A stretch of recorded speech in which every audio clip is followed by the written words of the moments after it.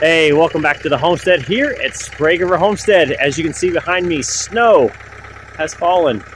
And Santa brought us a snowblower a little later than expected, but we got it. And we got a snowstorm coming in tonight. So now, today, trying to get this thing working. So what we've got here is an Inland SA73. Now this is a 6-foot wide snowblower that goes on the back of the tractor. That's why you can hear it warming up in the background. And everything seems to be pretty good. I came out and did maintenance on it.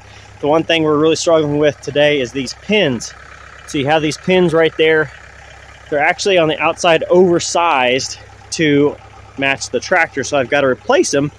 Trouble is they're either rust locked or red Loctite. You don't want them to come off anyway, and well, they ain't coming off. I've hit them with the impact, I've hit them with a torch, I've hit them with everything else. So right now what we're gonna have to do is go down, take it to the shop. It's got the tractor warming up. It's gonna pick it up, take it down there, and I'm gonna have to physically cut them off to replace the pins to actually fit on the tractor. All right, so Nikki has it on the forks on the tractor.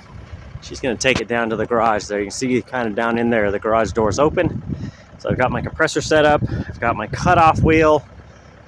Not that we wanted to do this, but you got to get it done. We're supposed to get another 3 inches, or 1 to 3, but it seems like anytime they give us a range, we're always at the top end. So Nikki's going to drive this down. We'll set it down there. I'm going to cut these old bolts off, unfortunately, and then we're going to put on some new ones I bought down at the local outdoor store, I guess, local coastal. And once we do that, see if we can get it connected up, get everything working. See if maybe we can move some snow today as a test. All right, so there are the new ones put in. Not as bad as I thought, really, honestly. So I brought out, reinforcements.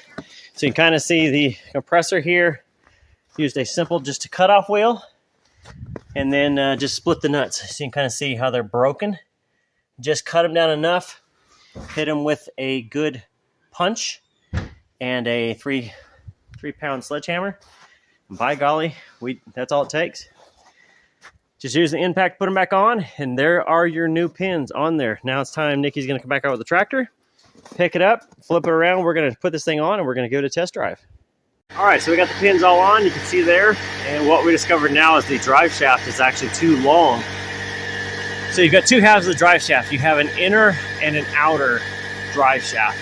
Basically the front one, which is the outer shell, if you think of it that way, goes over the PTO on the front edge, and then slides over that shaft right there that comes out of the snowblower.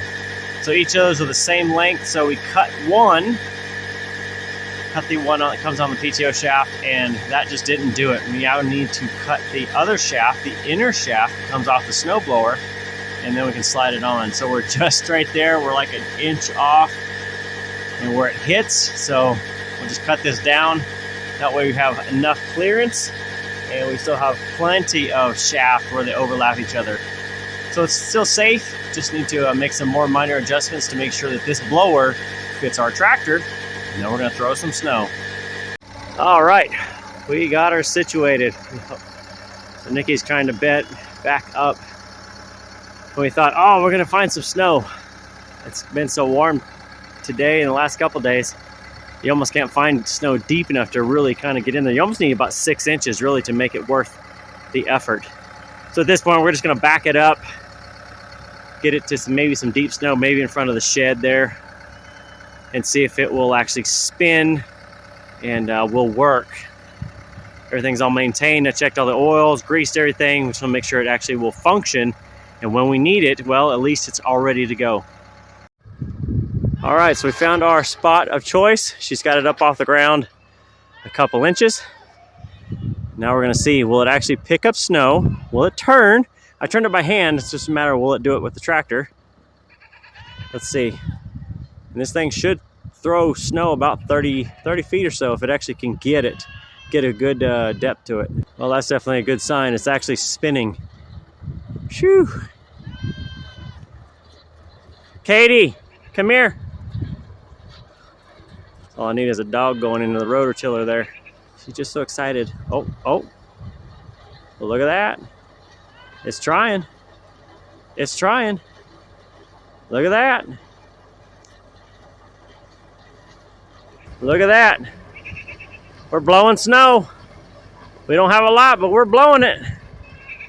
Probably gonna have to adjust that chute a little bit. Maybe shoot it more to the right-hand side, but we're blowing snow, by golly. All right, well, that was exciting, huh? We got the snowblower on the tractor. We had to change the pins out, which means we had to cut them out. We had to then shorten the drive shaft about 2.5, 3 inches, somewhere in there, to make it fit. And then Nikki got it to work. Really kind of wet snow today, so it didn't really work as well as we wanted, but you can see it's at least blown some snow. So, hey, we know it functions. Now we just need to work on the execution, probably when we get a lot more snow. Who knows? Maybe that's tomorrow. But that's it for this time from Sprague Homestead. You guys have any questions on the blower or anything else? Here we go. It's wintertime. Let's get to it. See you next time, and happy homesteading.